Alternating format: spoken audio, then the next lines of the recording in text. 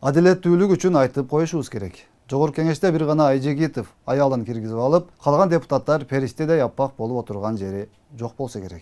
Эми ушунча болду, ушул аппак болуп көрүнүп атып, бирок күтүлбөгөн жерден шерменде кылып чыгып калган Айжегитовдун толкунунда башка депутаттардын дагы аялдарын, жолдошторун, уул кыздарын, жакын туугандарын бир сыйра карап чыгышса, тилекке жараша болмок. Болбосо ким билет, дагы канчасы ишке барбай эле элдин акысын кемирип жаткандыр. Же барса дагы балким дагы бир канча депутаттын жакындары шагырап парламентке толуп алып, жалаң тууган туушкандар жогорку кеңешти менчигиндей басып жаткандыр. Же эмне парламентке же мамлекеттик кызматка кирип иштеш үчүн сөзсүз атаң же апаң, же тайкең же тайжең, же бир жакын тууганың чоң кызматта иштеши керекпи?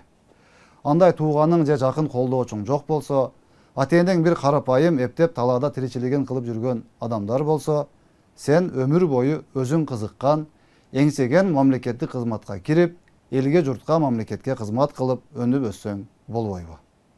Булар мамлекеттик кызматка барып алып, өзүнүн тууган туушкандарын каалаган жерлерине ишке коюп, бир жерден кетсе кайра экинчи жерге тыгып, ал жер дагы болбой калса кайра башка жерге жайгаштырып, каалаганын кыла берсе болот дагы, башка эл булар качан тоюшун, качан болду, мен тойдум, эми башкалар дагы иштесин дейишин күтүп, диплому чаң басып, өзү Россиялап, Европа, Корея кылып, мигрант болуп же дагы бир нерсе кылып жүрө бериш керекпи? Туура, мамлекеттик кызмат элдин баарына жетпейт, чектелүү. Бирок ошентсе дагы карапайым адамдарды дагы жөндөмүнө, билимине карап, Айжегитовго окшоп түп-түз парламентке болбосо дагы башка жерлерге кирип иштешине мүмкүнчүлүк беришсе болсо керек.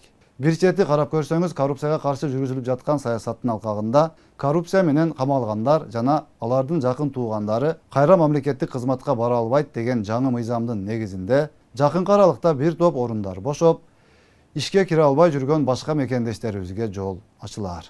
Канткенде дагы аялымды ишке коем, жолдошумду кызматка коем, баламды тиги жерге коем, кызымды бул жерге коем, инимди мына жерге тыгам, анан баарыбыз чогулуп алып, мыйзамдуу мафия болуп алып, каалаган комбинацияларыбызды кылып, элдин акысын жеп, байып, небере чеберебизге чейин жете турган кылып акчаны чогултуп коюп, жыргап жашайбыз деп эмес, Кудай алдында ар бир тыйыныма жооп беремин, элиме, жериме, мамлекетиме ак дилимден кызмат кыламын деп жараткандын алдында ант ичип, анан аны унутпай, күнү түнү чуркап иштеп жаткан президент Жапаров менен генерал Ташиевдин колуна кол болуп, мамлекетти алдыга жылдырууга жардам берсеңиздер ким каршы болсун?